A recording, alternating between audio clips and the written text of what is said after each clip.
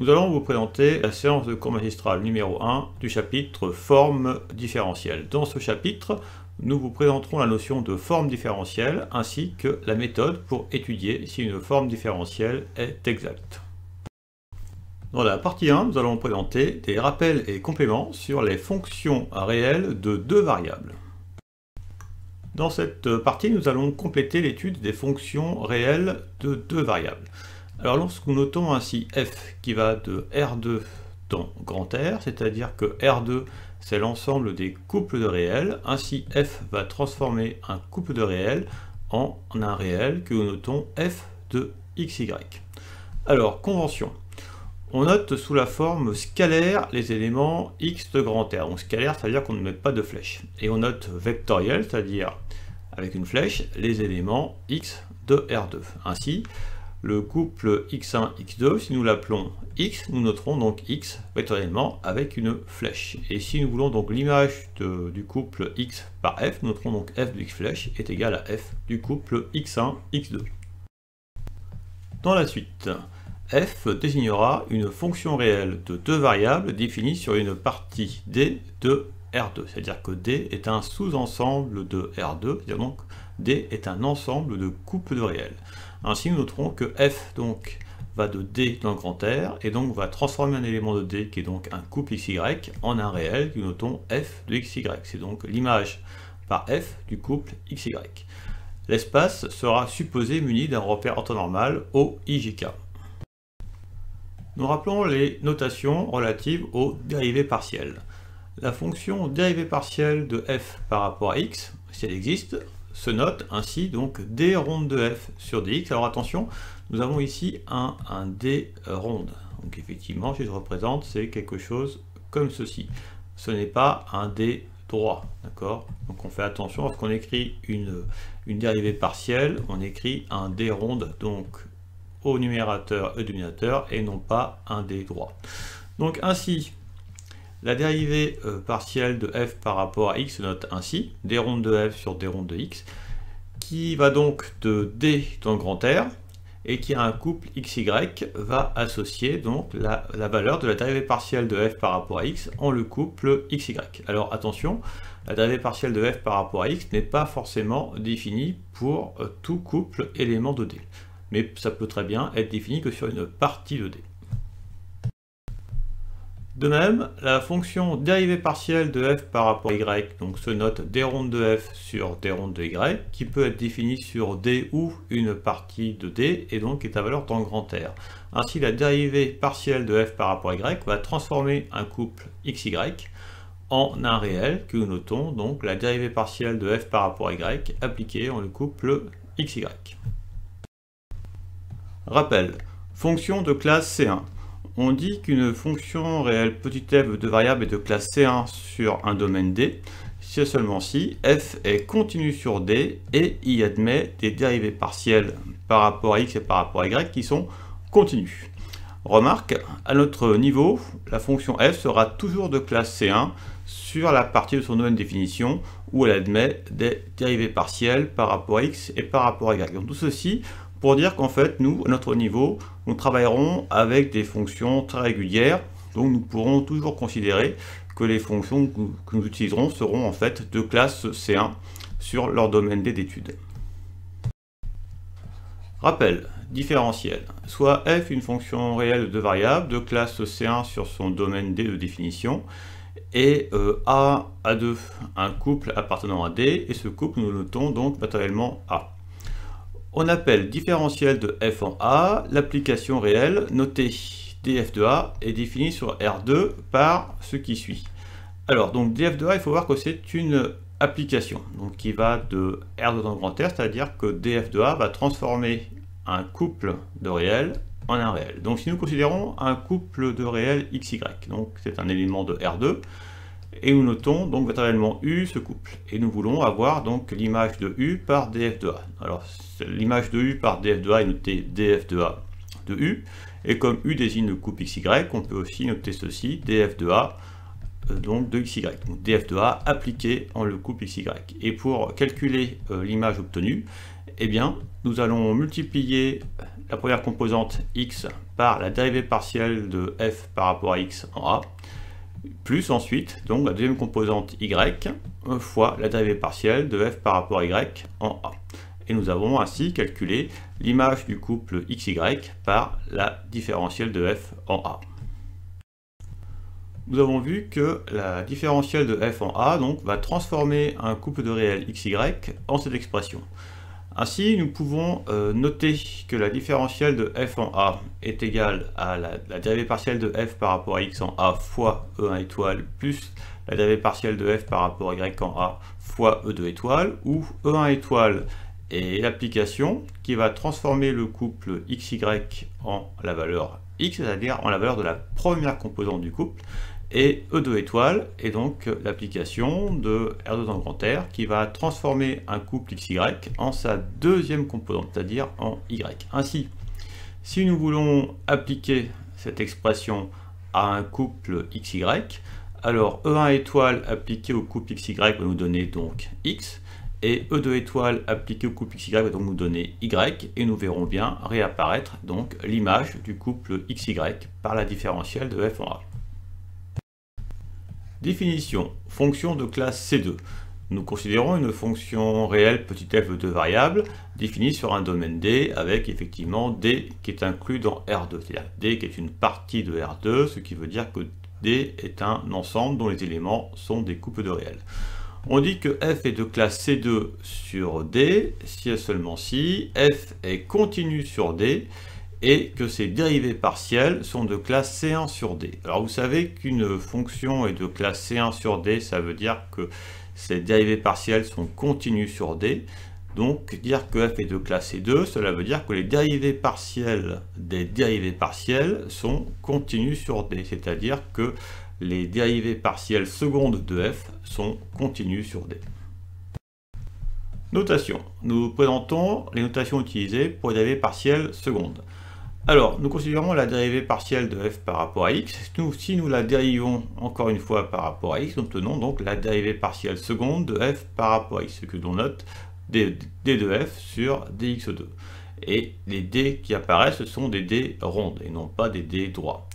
Alors ensuite, nous considérons la dérivée partielle de f par rapport à x, puis nous allons la dériver par rapport à y. Nous allons donc avoir d de f sur dy dx, donc c'est-à-dire la dérivée seconde de f, où on a dérivé d'abord par rapport à x, puis par rapport à y.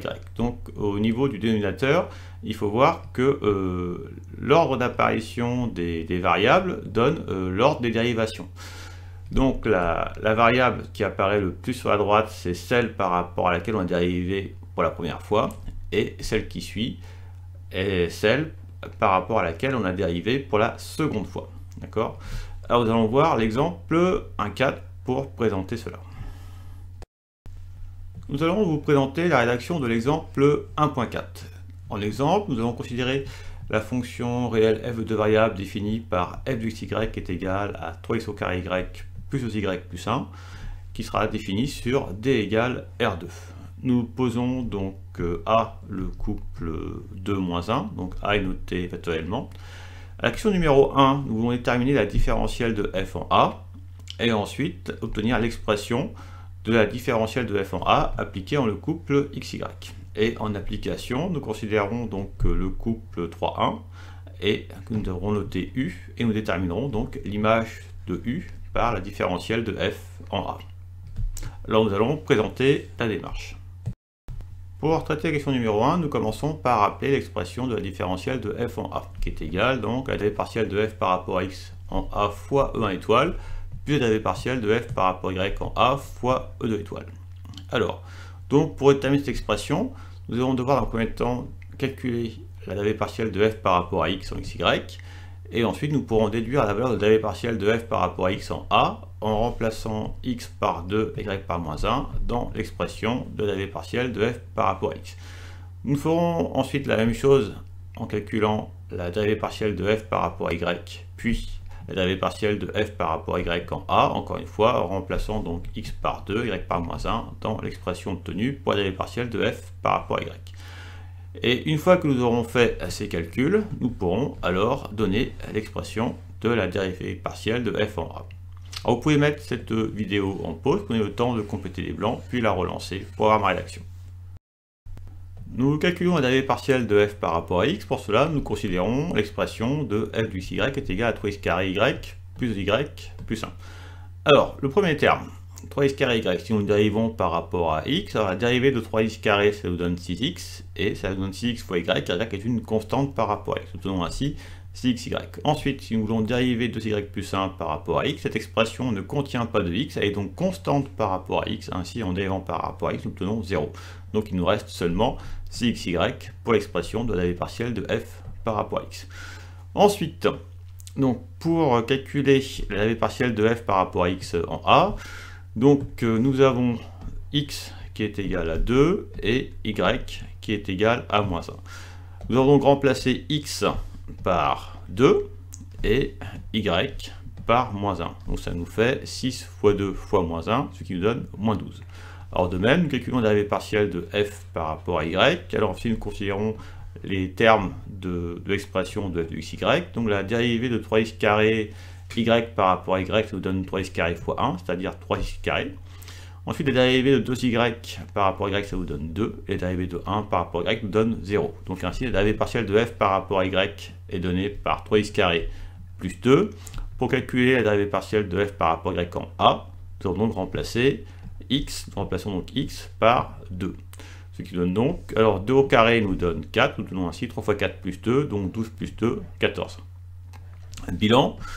Donc la différentielle de f en a est égale à moins 12 fois E1 étoile plus 14 fois E2 étoile. Nous obtenons ceci donc en remplaçant la dérivée partielle de f par rapport à x en a par sa valeur qui vaut moins 12, ce qui nous donne donc le facteur de E1 étoile.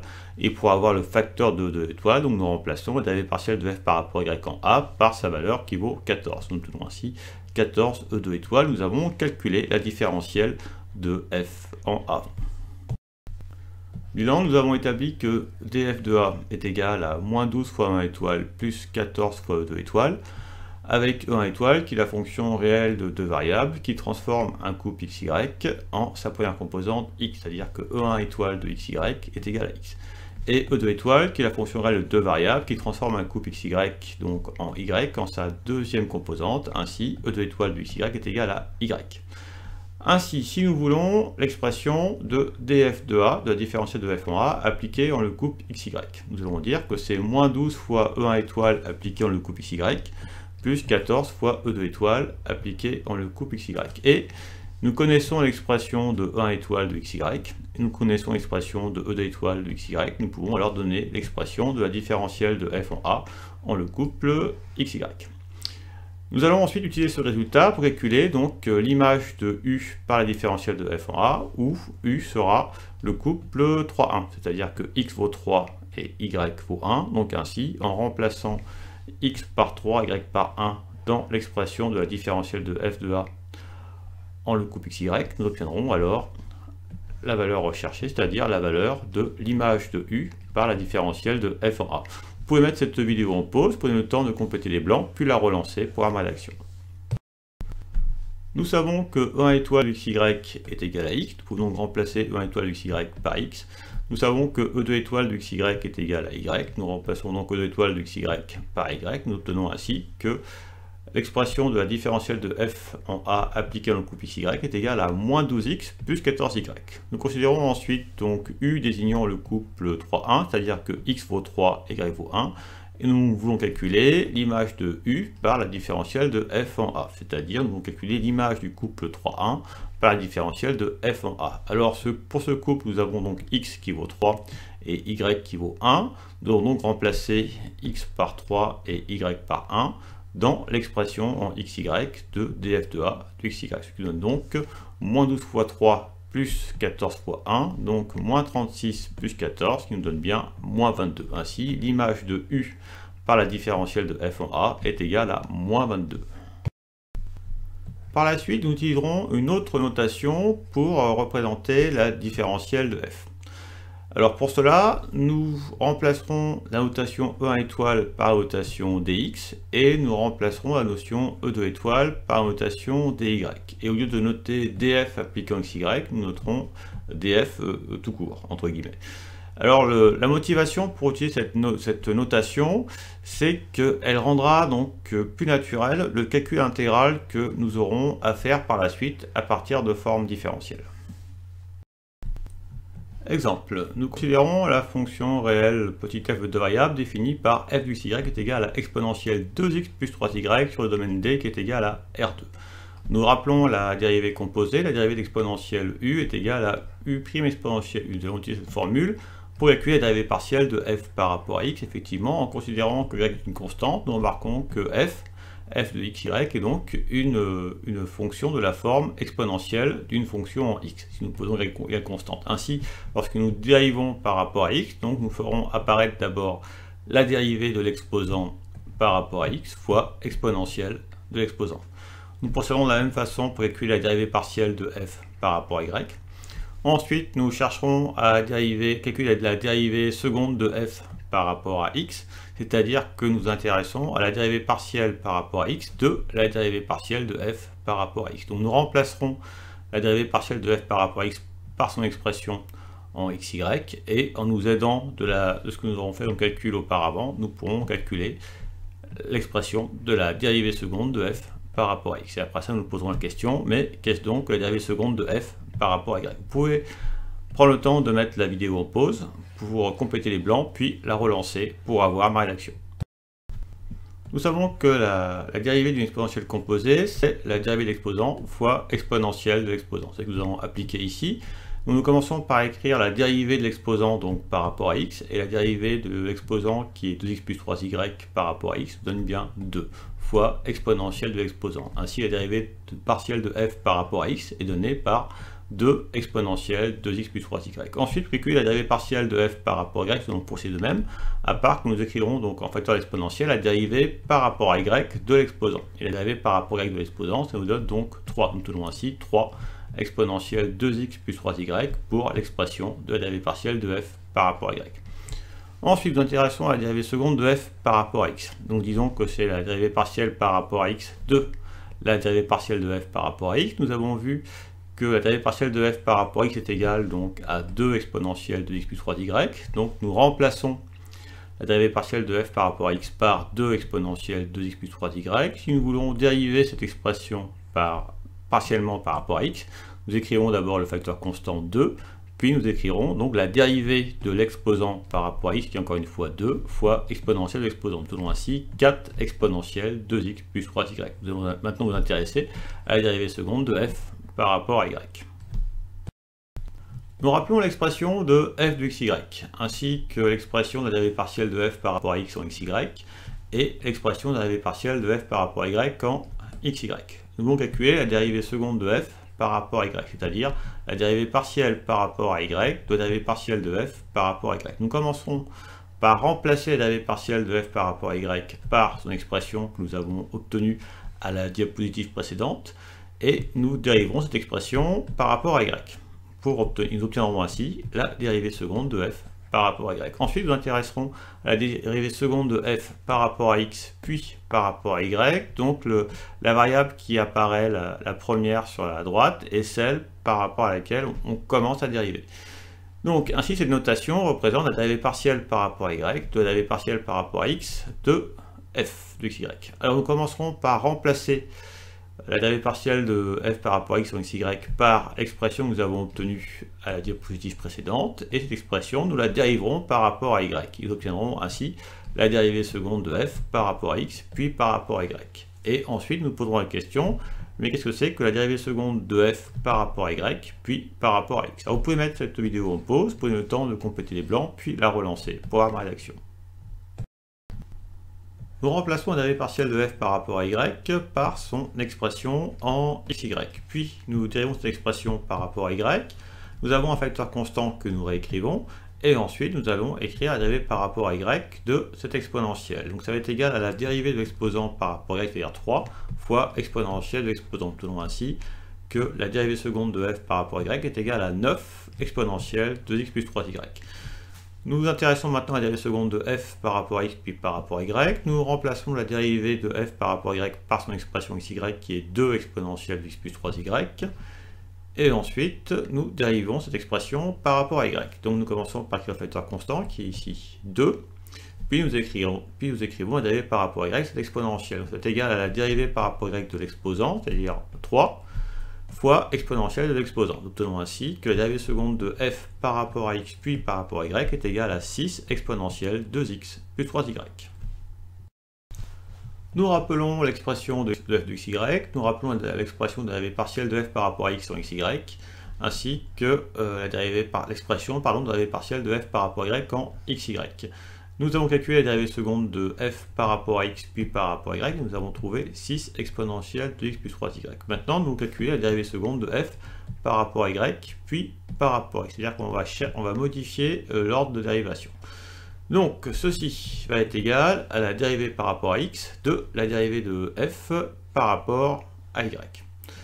Alors, nous allons commencer par remplacer la dérivée partielle de f par rapport à y par son expression xy, puis cette expression, nous la dériverons par rapport à x. Et nous obtiendrons alors l'expression de la dérivée seconde de f par rapport à y, et puis par rapport à x, et nous la comparerons à ce que nous aurons trouvé pour la dérivée seconde de f par rapport à x, puis par rapport à y. Alors vous pouvez mettre cette vidéo en pause, prenez le temps de compléter les blancs, puis la relancer pour avoir ma rédaction. Nous remplaçons la dérivée partielle de f par rapport à y par son expression xy, c'est-à-dire 3 exponentielle de x plus 3y. Nous dérivons cette expression par rapport à x, nous commençons par écrire le facteur constant ici 3, puis nous dérivons l'exponentielle par rapport à x. Donc nous écrivons la dérivée de l'exposant par rapport à x qui vaut donc 2, fois exponentielle de l'exposant. Nous trouvons ainsi 6 exponentielle de x plus 3y. Nous avons donc trouvé que la dérivée seconde de f par rapport à y puis par rapport à x est égale à 6 exponentielle de x plus 3y, et nous trouvons donc le même résultat que pour la dérivée seconde de f par rapport à x puis par rapport à y. C'est ce que nous faisons apparaître ici. Nous avons ainsi établi cette égalité pour la fonction réelle f étudiée, c'est-à-dire que l'ordre de dérivation n'a pas d'importance. Si on dérive d'abord par rapport à y puis par rapport à x, ou si on dérive d'abord par rapport à x puis par rapport à y, nous trouvons la même expression. Et en fait, ce résultat est vrai dans un cadre plus général, c'est le théorème de Schwartz, que nous allons voir tout de suite. Fin de cet exemple.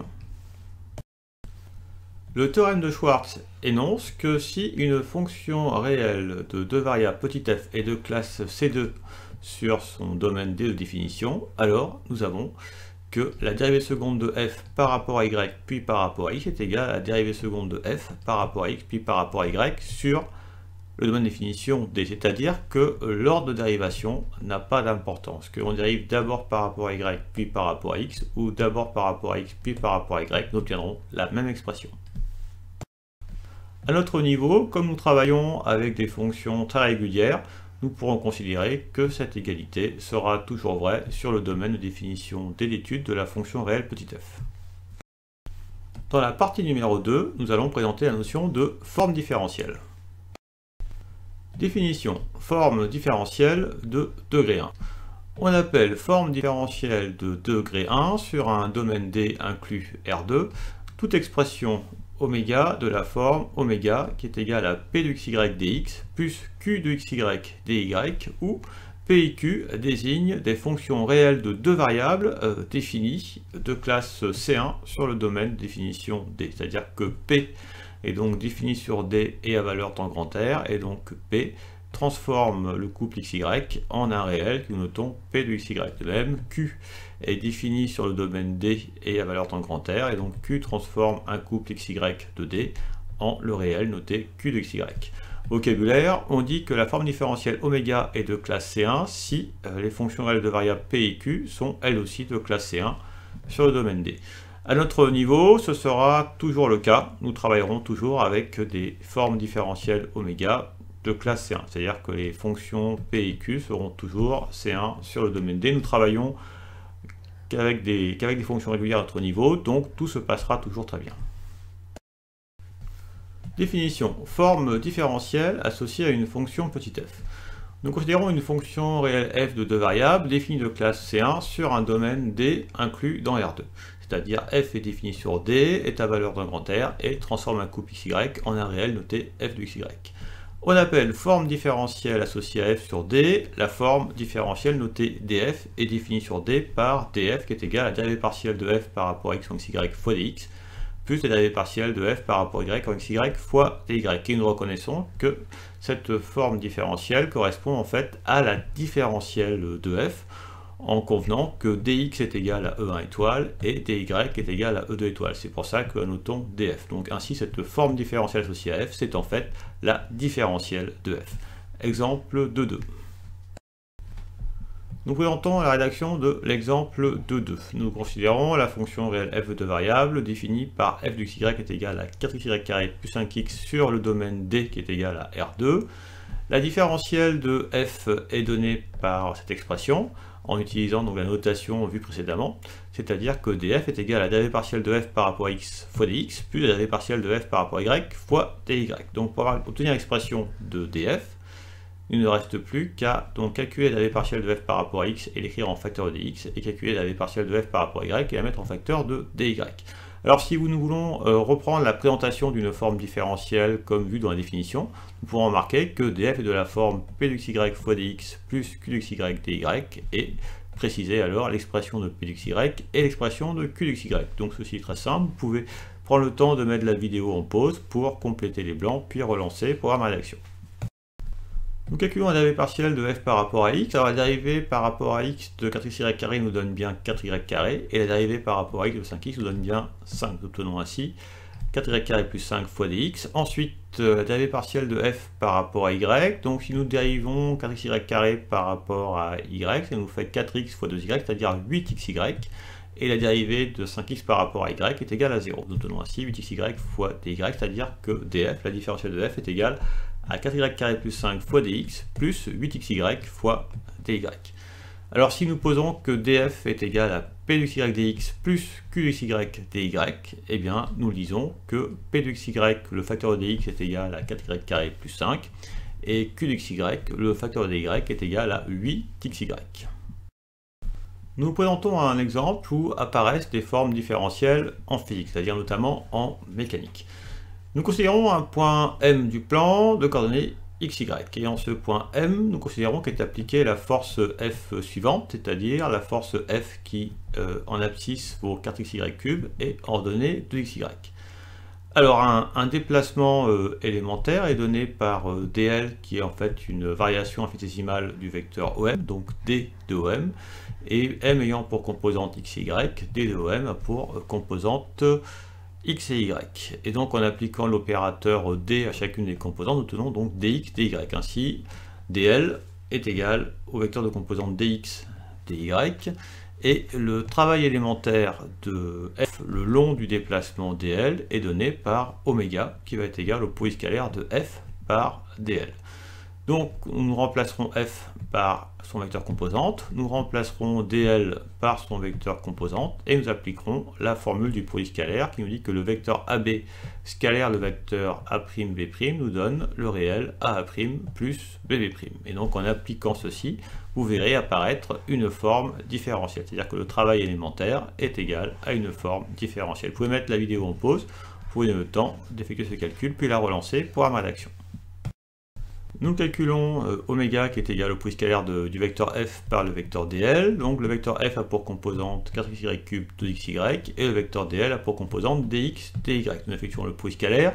Nous allons écrire donc d'abord le produit des abscisses plus le produit des ordonnées. Alors le produit des abscisses va vous donner donc 4xy³ fois dx, et le produit des ordonnées va vous donner donc 2xy fois dy. Nous trouvons ainsi que le travail élémentaire oméga est égal à 4xy³ fois dx plus 2xy fois dy. Nous voyons bien ainsi apparaître une forme différentielle. Nous présentons une illustration graphique de notre calcul. Nous avons un point M de coordonnées x et y. En ce point M est appliquée une force F, et à partir du point M, nous nous déplaçons d'un déplacement élémentaire dl, et nous voulons connaître le travail de la force F le long de ce déplacement. Nous avons dit que c'était égal à oméga, qui était égal donc à F scalaire dl, qui était égal à cette expression. Maintenant, nous considérons en fait que le point M se déplace le long d'un arc AB, et on se demande quelle est la question, on se demande quel est le travail de F le long de l'arc orienté AB. Alors la formule en physique est donc que le travail de A vers B de grand F est égal à l'intégrale donc curviligne en fait, le long de l'arc orienté AB de F scalaire dl. Et F scalaire dl est égal à oméga. Et si nous remplaçons oméga par son expression, nous obtenons donc l'intégrale le long de l'arc orienté AB de cette forme différentielle. Et donc ce calcul, qui est en fait une intégrale curviligne, sera vu au prochain chapitre. Fin de cet exemple. Définition, forme différentielle exacte. Nous considérons une forme différentielle oméga de la forme p de xy dx plus q de xy dy, donc définie sur le domaine d'étude D. On dit que la forme différentielle oméga est exacte sur D s'il existe une fonction réelle f de classe C2 sur D telle que df est égal à oméga. Nous avons les équivalences. df égale oméga est équivalent à dire que df est égal à l'expression de la forme différentielle oméga, c'est-à-dire à p de xy dx plus q de xy dy, mais nous connaissons aussi l'expression de df. Nous savons que df, c'est la dérivée partielle de f par rapport à x fois dx, plus la dérivée partielle de f par rapport à y fois dy. Et donc, ces deux expressions seront égales si et seulement si les facteurs de dx sont égaux et les facteurs de dy sont égaux, c'est-à-dire si et seulement si la dérivée partielle de f par rapport à x est égale à p de xy, ce que nous notons ici, et c'est seulement si la dérivée partielle de f par rapport à y est égale à q de xy, ce qui est noté ici. Vocabulaire, lorsqu'une fonction réelle f de deux variables vérifie ceci, on dit alors que cette fonction f est une primitive de la forme différentielle oméga sur le domaine D. Exemple 2.3. Nous présentons la rédaction de l'exemple 2.3. Nous considérons la forme différentielle oméga qui est égale à 4xy³ dx plus 2xy dy. Donc nous pouvons dire que oméga est aussi égal à p de xy dx plus q de xy dy en posant p de xy est égal à 4xy³ et q de xy est égal à 2xy. Et donc oméga est défini sur d égale R2. Nous posons la question, cette forme différentielle oméga est-elle exacte sur D?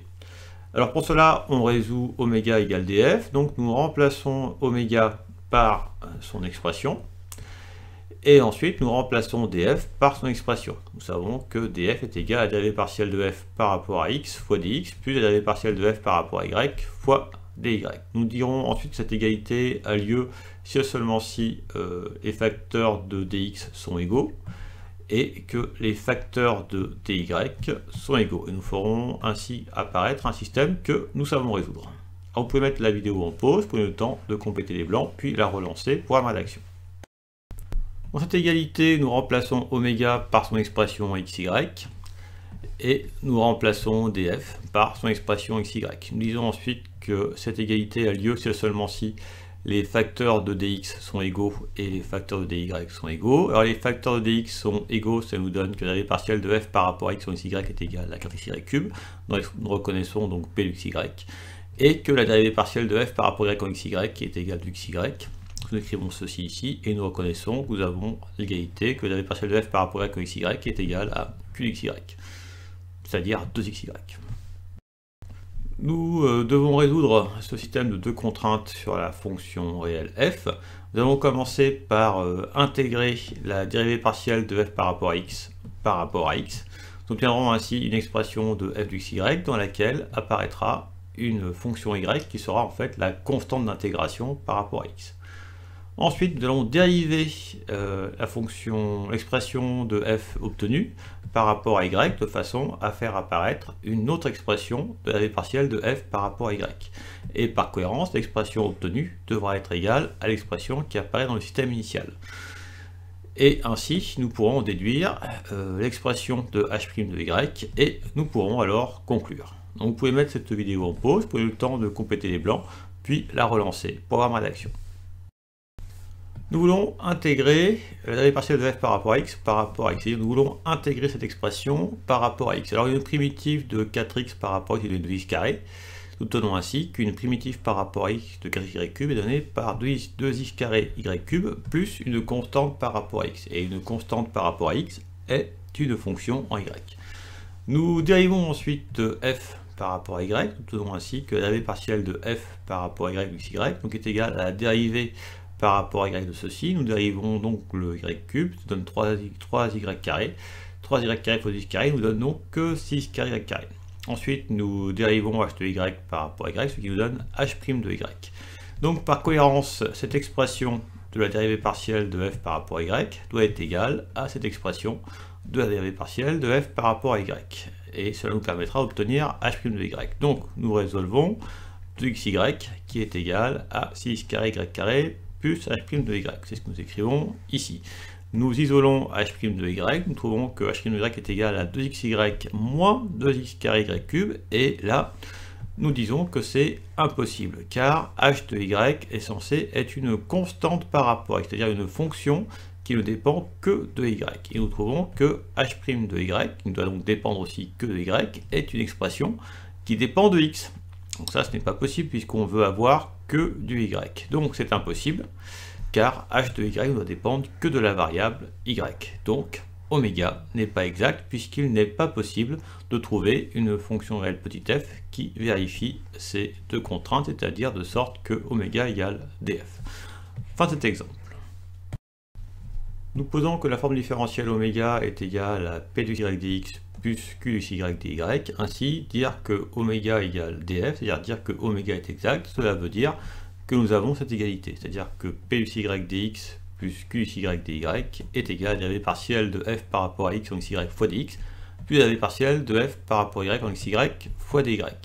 Et nous avons vu que cette égalité a lieu si et seulement si donc, les facteurs de dx sont égaux, c'est-à-dire que la dérivée partielle de f par rapport à x est égale à p, nous écrivons ici, la dérivée partielle de f par rapport à x est égale à p, et que donc les facteurs de dy sont aussi égaux, c'est-à-dire que la dérivée partielle de f par rapport à y est égale à la fonction q. La dérivée partielle de f par rapport à y est égale à la fonction q, c'est-à-dire ce que nous avons écrit ici, si oméga est exact, alors la dérivée partielle de f par rapport à x est égale à la fonction p, qui est le facteur de dx dans oméga, et la dérivée partielle de f par rapport à y est égale à la fonction q, qui est égale au facteur de dy dans l'expression de oméga. Alors, si nous nous intéressons à la dérivée seconde de f par rapport à x, puis par rapport à y, nous savons que c'est la dérivée par rapport à y de la dérivée de f par rapport à x. Mais si oméga est exact, nous savons que la dérivée partielle de f par rapport à x est égale à p, donc nous pouvons remplacer ceci par p, nous obtenons alors la dérivée de p par rapport à y. Si maintenant nous considérons la dérivée seconde de f par rapport à y, puis par rapport à x, c'est-à-dire que nous changeons l'ordre de dérivation. Nous dérivons d'abord par rapport à y, puis par rapport à x. Nous disons donc que c'est la dérivée partielle par rapport à x de la dérivée partielle de f par rapport à y. Mais si oméga est exact, nous avons que df sur dy est égal à q. Donc nous pourrons remplacer ceci par q, ce qui nous donne donc la dérivée partielle de q par rapport à x. C'est-à-dire que nous obtenons que la dérivée seconde de f par rapport à y, puis par rapport à x est égale à la dérivée de q par rapport à x. Or, l'égalité de Schwartz nous dit que ces deux dérivées secondes sont égales, peu importe l'ordre de dérivation. Que l'on intègre d'abord par rapport à x, puis par rapport à y, ou par rapport à y, puis par rapport à x, nous avons cette égalité. Alors, nous pouvons donc en déduire que l'égalité de Schwartz entraîne que la dérivée de p par rapport à y, qui correspond à la dérivée seconde obtenue en dérivant par rapport à x, puis par rapport à y, est égale donc à la dérivée partielle de q par rapport à x, qui correspond à la dérivée seconde de f par rapport à y, puis par rapport à x. Donc cette égalité, si oméga est exact, alors en appliquant le théorème de Schwartz, nous avons que la dérivée partielle de p par rapport à y est égale à la dérivée partielle de q par rapport à x. Nous avons établi que si la forme différentielle oméga est exacte, alors la dérivée partielle de p par rapport à y est égale à la dérivée partielle de q par rapport à x. Conséquence, si cette égalité est fausse, alors la forme différentielle oméga n'est pas exacte. Méthode. Étude d'une forme différentielle pour savoir si elle est exacte. Dans un premier temps, on vérifie que cette égalité a lieu. Si cette égalité n'a pas lieu, nous pouvons directement dire que la forme différentielle n'est pas exacte. Et si cette égalité a lieu, on passe à l'étape suivante et on va rechercher une fonction réelle f de deux variables de sorte que df est égal à oméga sur le domaine d'étude. Et on peut alors conclure que la forme différentielle est exacte. Vocabulaire, on dit que la forme différentielle oméga est fermée sur le domaine D d'études lorsqu'elle vérifie sur D cette égalité-là. C'est-à-dire que la dérivée partielle de P par rapport à Y est égale à la dérivée partielle de Q par rapport à X. Nous allons présenter l'exemple 2,3 bis. Nous allons vous présenter la rédaction de l'exemple 2.3 bis. Alors, nous reprenons la forme différentielle étudiée dans l'exemple précédent, c'est-à-dire oméga est égal à la quatrième y cube dx plus 2xy dy. Donc, si nous notons p de xy, la fonction qui est en facteur de dx, nous avons donc p de xy est égal à 4xy cube, et si nous notons q de xy est égal à la fonction qui est en facteur de dy, nous avons donc q de xy est égal à 2xy. Et nous posons la question, oméga est-elle exacte sur d égale R2? Alors ça, nous l'avons déjà étudié dans l'exemple précédent, et maintenant nous allons l'étudier à nouveau, mais en appliquant la méthode. Alors, nous allons commencer par vérifier si cette égalité est vérifiée. Si la dérivée partielle de P par rapport à Y est égale à la dérivée partielle de Q par rapport à X. C'est-à-dire, on se pose la question, la forme différentielle oméga est-elle fermée? Alors, pour faire ça, eh bien, nous calculerons la dérivée partielle de P par rapport à Y, avec P de Y est égal à 4y cube. Nous calculerons la dérivée partielle de Q par rapport à X avec Q de xy est égal à 2xy, et nous comparons ces deux dérivées partielles, et nous pourrons alors dire si cette égalité est bien vérifiée. Alors vous pouvez mettre la vidéo en pause, prenez le temps de compléter les blancs, puis la relancer pour avoir ma rédaction. Pour calculer la dérivée partielle de P par rapport à Y, nous devons donc dériver 4xy cube par rapport à Y. La dérivée de Y cube nous donne 3y carré, 3y carré fois 4x nous donne bien 12xy carré. De même, pour calculer la dérivée partielle de Q par rapport à X, nous devons dériver 2xy par rapport à X, ce qui nous donne 2y. Nous remarquons que ces deux dérivées partielles sont distinctes, donc cette condition n'est pas vérifiée, oméga n'est pas fermé, donc nous pouvons déduire que oméga n'est pas exact. On pourra remarquer que cette étude a été beaucoup plus rapide que ce qu'on a fait à l'exemple précédent. Nous avons traité un second exemple. Nous considérons la forme différentielle oméga définie par 10xy cube plus 3 fois dx plus 15x au carré fois dy. Donc ici, le facteur de dx est donc p de xy qui est égal à 10xy cube plus 3 et la fonction qui est facteur de dy et donc ici q de xy est égal à 15x carré y carré. Et donc nous posons la question, oméga est-elle exacte sur d égale R2? Et pour répondre à cette question, nous allons mettre en œuvre la méthode. Dans un premier temps, nous allons contrôler si cette égalité est vérifiée, c'est-à-dire si la dérivée partielle de P par rapport à Y est égale à la dérivée partielle de Q par rapport à X. Donc, nous calculerons la dérivée partielle de P par rapport à Y et la dérivée partielle de Q par rapport à X et nous les comparons. Et nous verrons que là, ce sera bon, il y aura bien égalité, donc nous pourrons passer à l'étape suivante, c'est-à-dire à résoudre oméga égale df. Donc nous repréciserons l'expression de la différentielle de f et nous dirons que oméga est égal à df si et seulement si donc les facteurs de dx sont égaux et les facteurs de dy sont égaux. Nous obtiendrons donc le système qu'il faudra résoudre. Alors vous pouvez mettre cette vidéo en pause, prenez le temps de compléter les blancs, puis la relancer pour avoir ma rédaction. Pour calculer la dérivée partielle de P par rapport à Y, nous devons calculer la dérivée partielle de l'expression d'xy cube plus 3 par rapport à Y. Alors la dérivée de 3 par rapport à Y donne 0. La dérivée de y cube par rapport à Y donne 3y carré. 3y carré fois 10x nous donne donc 30xy carré. Ensuite, pour calculer la dérivée partielle de Q par rapport à X, nous devons dériver par rapport à X l'expression 15x carré y carré. Alors si nous dérivons x carré par rapport à x, ça donne 2x, 2x fois 15, 30x, fois y carré, 30xy carré. Nous tenons ainsi que la dérivée partielle de q par rapport à x est aussi égale à 30xy carré. Nous remarquons que ces deux dérivées partielles sont égales, c'est ce que nous avons écrit ici. Donc cette condition est vérifiée, nous pouvons continuer et passer à l'étape suivante. Alors, on résout oméga égale df. Alors nous savons que df, la différentielle de f est égale donc à cette expression. Nous pourrons dire alors que la différentielle de f est égale à oméga, si et seulement si, eh bien, les facteurs de dx sont égaux et les facteurs de dy sont égaux. Nous obtenons ainsi que la dérivée partielle de f par rapport à x de xy doit être égale donc à 10xy cube plus 3, c'est-à-dire à la fonction p de xy, et que la dérivée partielle de f par rapport à y de xy doit être égale donc à 15x carré y carré, c'est-à-dire expression q de xy. Alors, il ne reste plus maintenant qu'à résoudre ce système. Pour résoudre ce système de deux contraintes sur la fonction f, nous avons dans le premier temps intégré la dérivée partielle de f par rapport à x Nous obtiendrons ainsi donc une expression de f de xy dans laquelle apparaîtra une fonction en y notée h de y qui correspondra donc à la constante d'intégration par rapport à x. Ensuite, nous dériverons ce que nous avons obtenu par rapport à y. Nous obtiendrons ainsi une expression de la dérivée partielle de f par rapport à y. Et pour que tout cela soit cohérent, nous devons avoir que cette expression doit être égale à celle qui apparaît dans le système. Donc nous en déduirons l'expression de h' de y, puis celle de h de y par intégration. Et nous pourrons donc alors en déduire l'expression de f de xy et nous pourrons conclure que oméga est bien exact car nous avons trouvé une fonction réelle f telle que oméga est égal à df. Alors vous pouvez mettre cette vidéo en pause puis la relancer pour avoir ma rédaction. Nous commençons à intégrer par rapport à x la dérivée partielle de f par rapport à x, et donc nous voulons intégrer par rapport à x cette expression. Alors une primitive de 10x par rapport à x est 5x carré, nous trouvons ainsi apparaître 5x carré y cube, une primitive de 3 par rapport à x est 3x, plus une constante d'intégration par rapport à x, c'est-à-dire une fonction en y. Ensuite, nous dérivons ceci par rapport à y. Alors la dérivée de 5x carré y cube va vous donner donc 3y carré fois 5x carré, c'est-à-dire 15x carré y carré.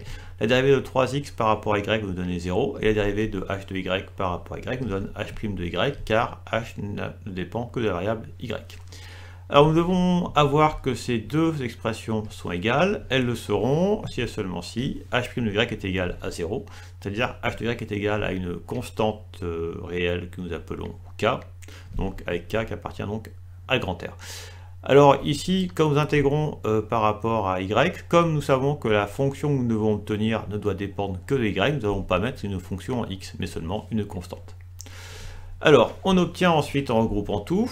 Alors nous avons ici l'expression de f de xy, et nous savons que h de y est une constante k. Donc nous disons que les solutions de ce système sont les fonctions réelles de variables de la forme f de xy est égale à 5x carré y cube plus 3x plus k avec k appartenant à grand R. Nous avons donc trouvé les fonctions qui vérifient oméga égale df. Nous pourrions conclure que oméga est exact, et oméga est égal à df avec f de xy est égal à 5x carré y cube plus 3x. Alors ici, nous n'allons pas préciser la constante k parce que en fait, nous en voulons juste une qui vérifie cela. Et nous allons choisir la fonction f la plus simple parmi celles-ci. Et la plus simple, ça va être celle pour laquelle on va prendre k égale 0.